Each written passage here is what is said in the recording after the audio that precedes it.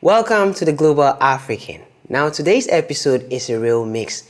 Space history to the prison gates of Cuba, and then we move to public finances that are under pressure in Senegal, and then into rising food prices, a major new turn in the US-Israel conflict, and some two entertainment stories making the headlines. I know you're gonna like those ones, so stick and stay, and let's begin with space, because this is one of those stories that makes the world stop for a second.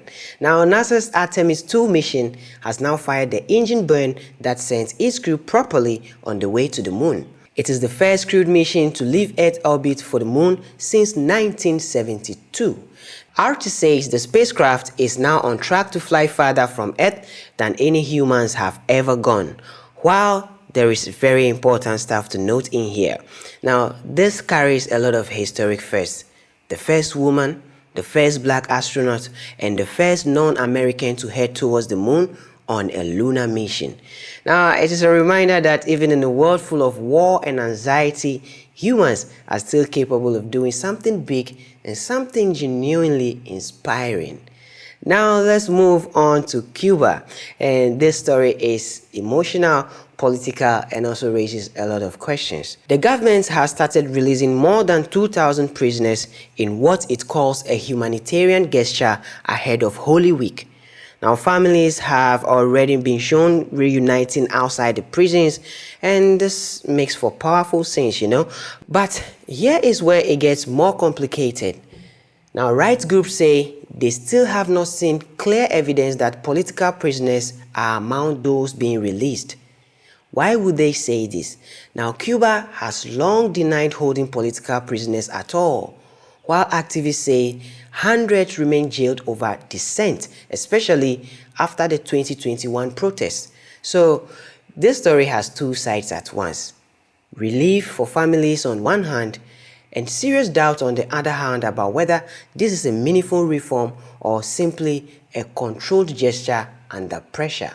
Now let's come back to Africa, because Senegal has taken a step that tells you how far the current oil stock is reaching. Now, RT reports that the government has banned most official foreign travel after the Iran war drove up fuel costs and hit public finances. On one level, that sounds like an internal budget decision, but it says something bigger. Now, Senegal is basically acknowledging that warfare from West Africa is now forcing painful choices at home. And when governments start cutting travel, delaying spending, or trimming public activity, it's often a sign that pressure has moved beyond headlines into the state's daily operations, and everybody is going to feel that one. And in other words, this is what global instability looks like once it lands in the national budget.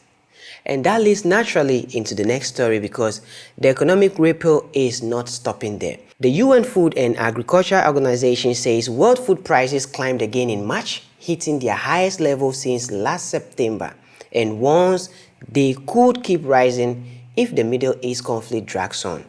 Now, the increase was driven by the higher energy prices, which then pushed up things like fertilizer and transport costs.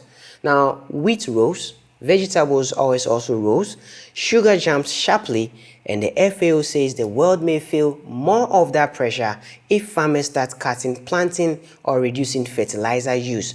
So, it's not just about a market story, it is a kitchen table story as well. Now, if energy keeps climbing, food tends to follow, and that means people far away from the war may still end up paying for it every time they spend. This is why the war must end. Now let's move on to the war itself, and today's one is hard to ignore.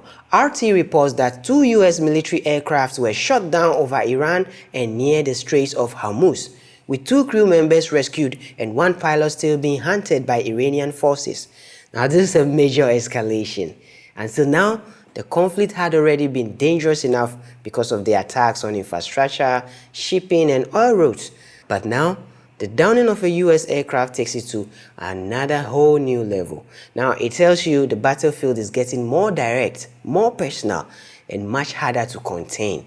And once a missing pilot becomes part of the story, the emotional and political stakes rise immediately. Now, this is no longer just about strikes, and countries making statements here and there. No, it is about whether the war is moving into a phase where every new incident could trigger something even bigger. Well, now let's move on to the entertainment side of things. Euphoria is doing something no TV has done before.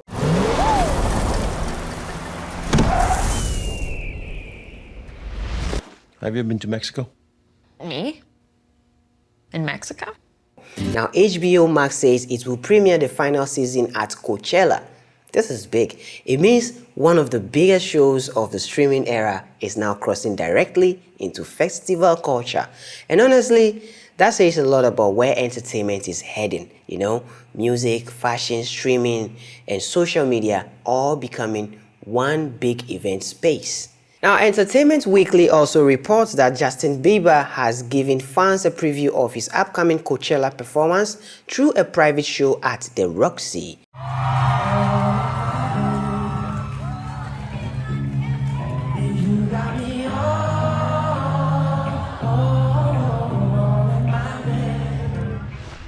Now, this is ahead of what will be his first solo debut Coachella set in years.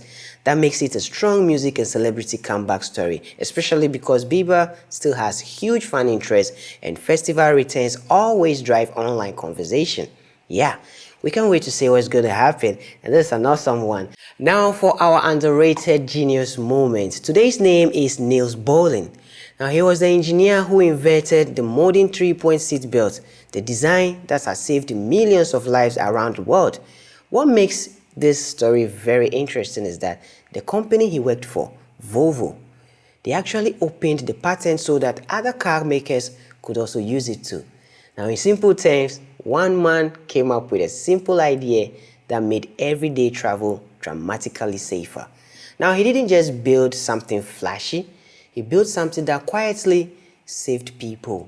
Now, that's a genius. And here is today's fun fact. A group of flamingos is called a flamboyance. Trust me, it is the most accurate group name ever invented. I love this one. If you love those stories, let me know which one strikes you the most in the comment section. And remember to subscribe to the Global African for clear news and real perspective.